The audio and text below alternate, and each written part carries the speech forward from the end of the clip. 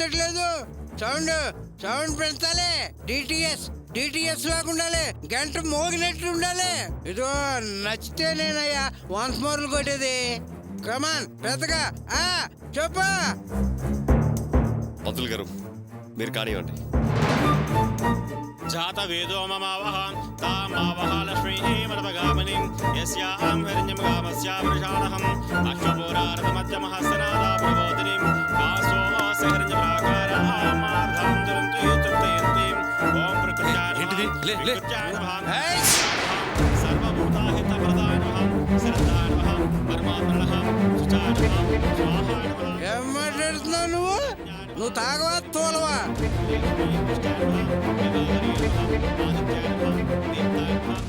మనం దాయండి పారన్ సరుకు పారన్.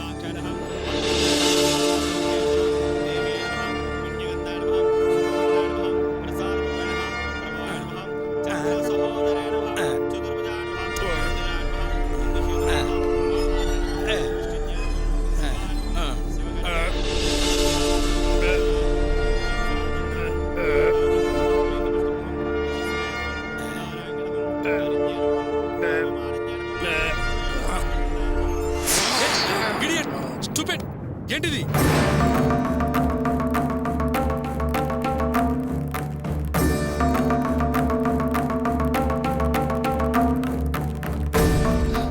అదేంటి చూడు. వెళ్ళు. స్టూపిడ్.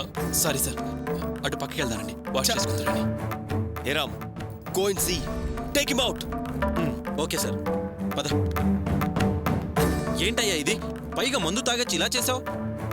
రండి వాష్ చేసుకుందరు గాని.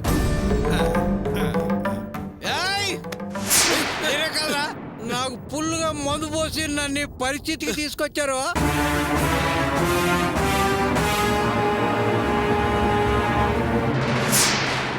చెప్పండి రా.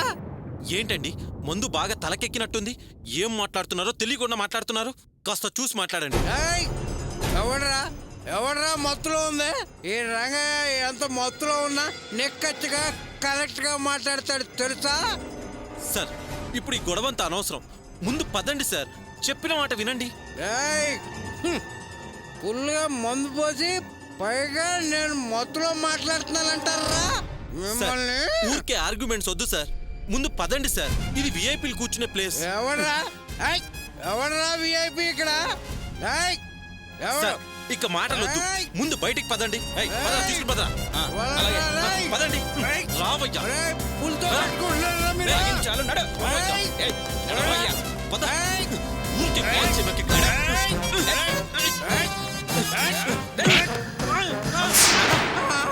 ఏంటన్నా ఏమైంది?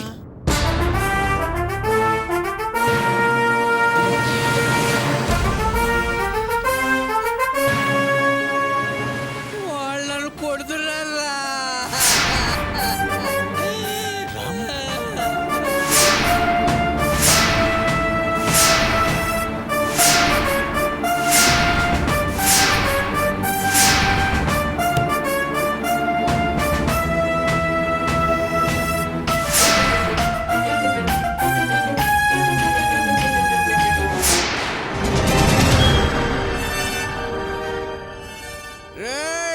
వాళ్ళని వదలకురా, నరికి పోగులు పెట్టరా గోపి, వదలకు.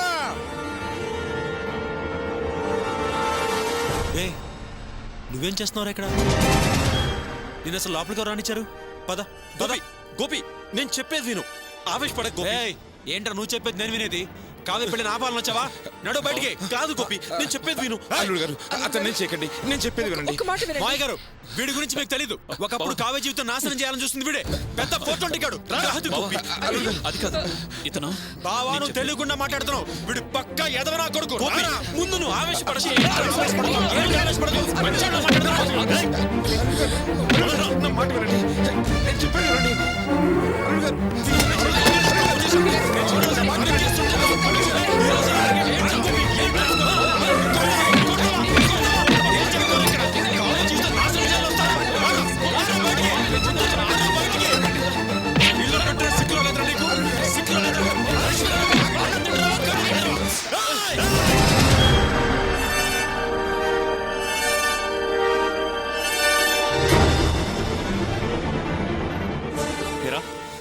బదనామీ చేస్తారా నువ్వు? హ? హ?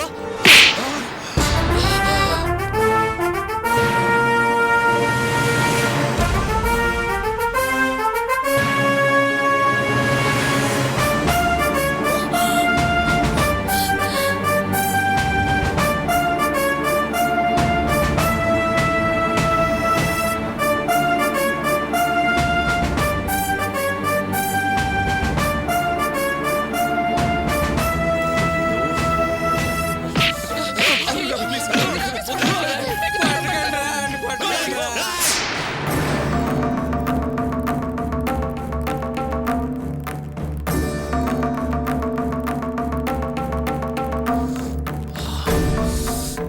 చూడండి, వీడి విషయంలో ఎవరు చెప్పినా వినను, వినే ప్రసక్తే లేదు.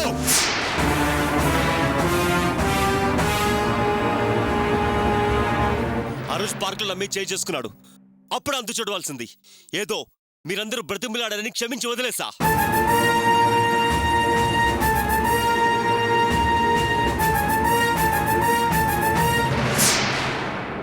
సారీ అని చెప్తే సరిపోతుందని సర్దుకుపోయా. అప్పుడు క్షమాపణ చెప్పని అడిగితే అడగనని తల పొగరుతో బిహేవ్ చేశాడు. అయినా కావి కోసం ఎప్పుడు వదిలేసా. ఇప్పుడు నా పెళ్లికి వచ్చి నా ఫ్రెండ్ మీద చేయి చేసుకుంటాడు వీడు.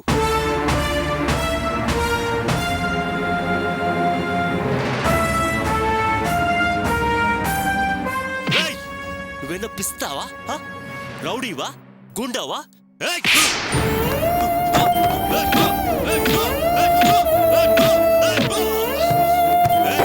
ఏరా, నా పెళ్లికొచ్చి నా ఫ్రెండ్ కొడతావా? You bloody mechanic. అసలు పెళ్లి పెళ్ళడం చాలా గొప్పరా. అలాంటిది నీ బాబు చేసిన న్యూసెన్స్ కి మళ్ళీ నీ సపోర్ట్ నా కొడక. సరిపడదా? నీ బాబు చేసిన సరిపడదా? What the hell is happening? ఏంటా పెళ్ళింటిదంతా? కొట్టకండిరా, కొట్టకండిరా, నా గోపిని కొట్టకండిరా. రేయ్, కొట్టకండిరా కదా, కొట్టకండిరా, నా గోపిని కొట్టకండిరా. రేయ్, వద్దురా, కొట్టకండిరా.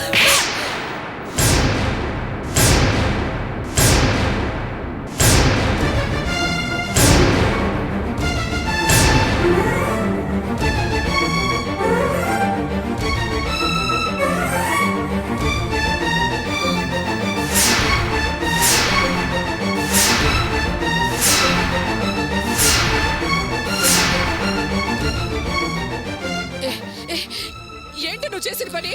ఏయ్!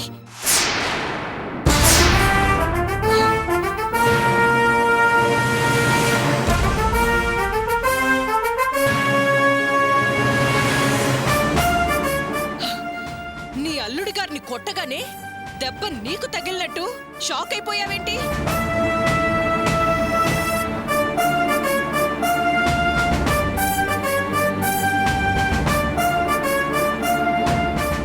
మరి ఆయన నీ అల్లుడు కాదా?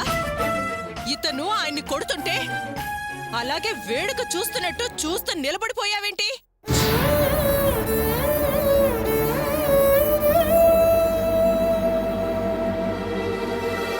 అర్చన, జరిగిందేంటో తెలియకుండా మాట్లాడుతున్నావమ్మా. మేమందరం ఇంతక్కడి నుంచి ఆపే ప్రయత్నం చేస్తూనే ఉన్నావమ్మా. ఆగమని బతివులాడుతూనే ఉన్నాం, కానీ తగ్గలేదు. మా చేయి దాటిపోయిందమ్మా. ఆపు! ఆపు!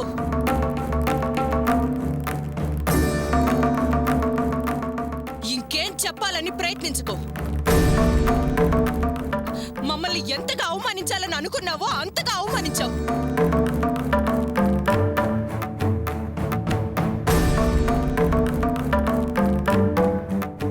ఈరోజు నీ కాబోయే అల్లుడి చేత మా ఆయన్ని కొట్టించి తమాషా చూస్తున్నావు.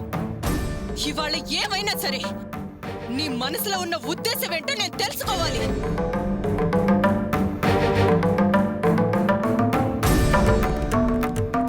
ఏంటమ్మా ఉద్దేశం తెలిసేది? అమ్మంటే గౌరవం లేని దానివి నువ్వేం కూతురివి?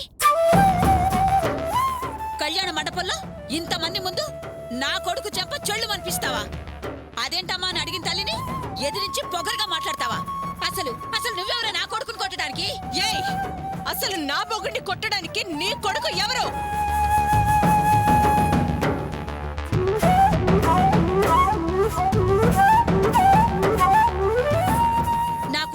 కొట్టాడో, ఎందుకు కొట్టాల్సి వచ్చిందో, అసలు ఇక్కడ ఏం జరిగిందో నీకు తెలుసా?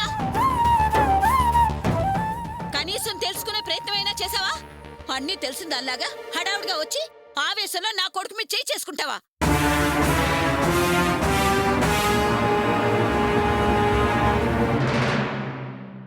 నా కొడుకేం గొడవకు వెళ్లే మనిషి కాదే, నీ మొగుడే నా కొడుకు ఫ్రెండ్ని కొట్టాడు.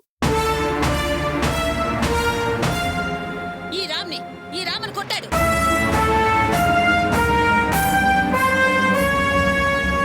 ఈ రామ్ నా కొడుకు ప్రాణాల్ని, గౌరవ మర్యాదల్ని కాపాడిన మనిషి, మా మల్స్ ఫ్రెండు. నా కొడుకు కళ్ళ ముందే అతన్ని కొడుతుంటే చూస్తూ ఉండగలడా? అందుకే తిరిగి కొట్టాల్సి వచ్చింది. అది తప్ప? అర్చన, వాళ్ళు వాళ్ళ కొడుకు ప్రాణాలని, గౌరవ మర్యాదల్ని కాపాడారు అంటున్నారే. ఒకప్పుడు ఇదే రామ్ కావ్య జీవితాన్ని నాశనం చేయబోయాడు.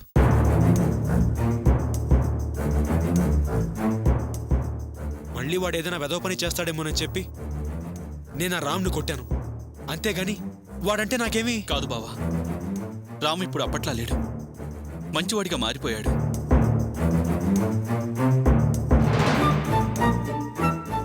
అవునల్లుడు గారు, ఆ రామ్ ఇప్పుడు వాళ్ళ ఆఫీసులోనే పనిచేస్తున్నాడు. కావ్య విషయంలో తను చేసిన తప్పుకు మన ఇంటికి వచ్చి అందరినీ క్షమాపణలు అడిగాడు.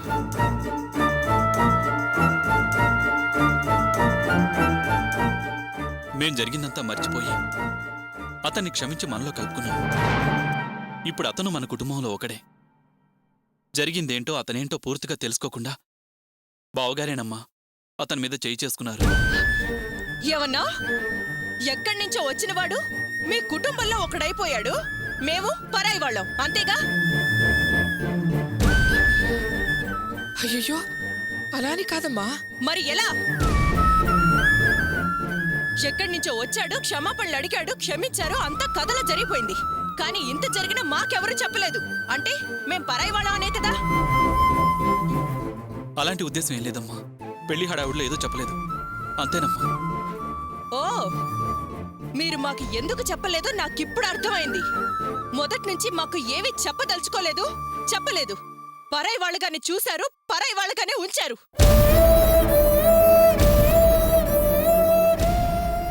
మీరు పరాయి వాళ్ళేంటమ్మా? లేకపోతే ఏంటి నాన్న? కావ్య జీవితాన్ని నాశనం చెయ్యాలని చూసిన ఈ రామ్ ఈ రోజు మీ కుటుంబంలో ఒకడైపోయాడు. దాని జీవితాన్ని కాపాడిన నా మొగుడు ఇవాళ పరాయి వాడైపోయాడు. అందుకే కదా బయటికి గంటేస్తున్నారు.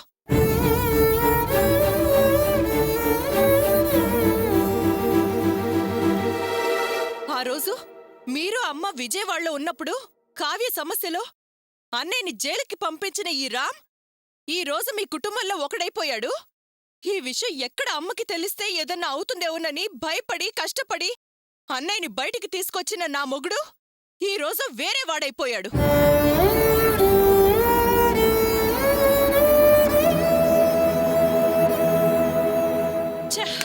ఇప్పుడు కూడా నా మొగుడే పిచ్చివాడు.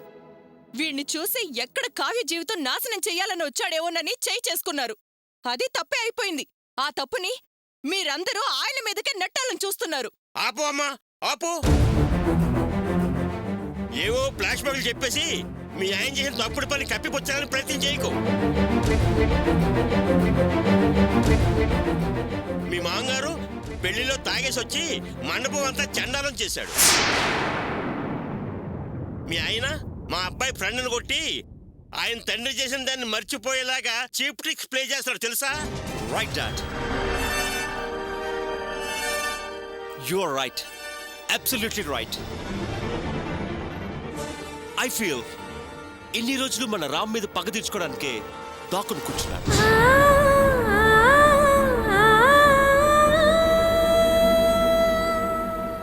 వీడికి నా మీద కూడా కోపమే, కానీ ఇప్పుడు నేను పెళ్ళగొడుకును కదా, అందుకే నన్ను ఏం చేయలేక వీడు రామ్ని ప్లాన్ ప్రకారం కొట్టాడు.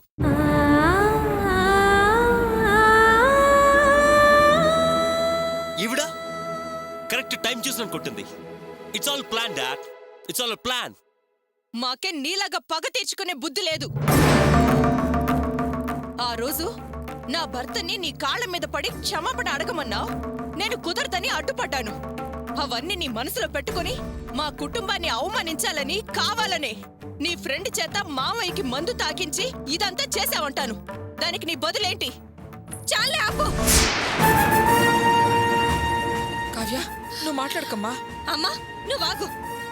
బావ మంచివాడని ఆయన్ని ఏమీ అనకూడదని ఇంతవరకు ఏమీ అనకుండా నోరు మూసుకుని ఊరుకున్నాను. ఇది ఎంతెంత మాట్లాడుతుంది, నిందలు వేస్తుంది. నా ఉడ్పిని చంప మీద కొట్టింది. అయినా నేను ఇంకా మౌనంగా ఊరుకోవాలా? అది కాదమ్మా కావ్య. ఓహో, కట్టుకోబోయేవాడిని కొడితేనే నీకు అంత కోపం వస్తుందే? మరి నన్ను కట్టుకున్నవాడు నన్ను ప్రేమగా చూసుకుంటున్న వాడిని కొడితే నేను ఊరుకోవాలా? అర్చన, నువ్వనేది కరెక్టే కావచ్చు. దానికి సమయం సందర్భం ఉంటుంది కదా. అయినా నువ్విలా మల్స్ని కొట్టచ్చా? మల్స్ ఎంత స్టేటస్ ఉన్న మనిషి. అతని మ్యారేజ్కి వచ్చిన వాళ్ళు బంధువులు, స్నేహితులు, సాటి బిజినెస్ మ్యాన్స్, విఐపీలు అందరి ముందు పెళ్లి కొడుకని కూడా చూడకుండా ఈ ఇంటికి కాబోయే అల్లుని కొడతావా? ఇప్పుడు అతనికి కోపం వచ్చి నేను ఈ తాళి కట్టనని వెళ్ళిపోతే ఈ పెళ్లి పెటాకులైపోతుంది.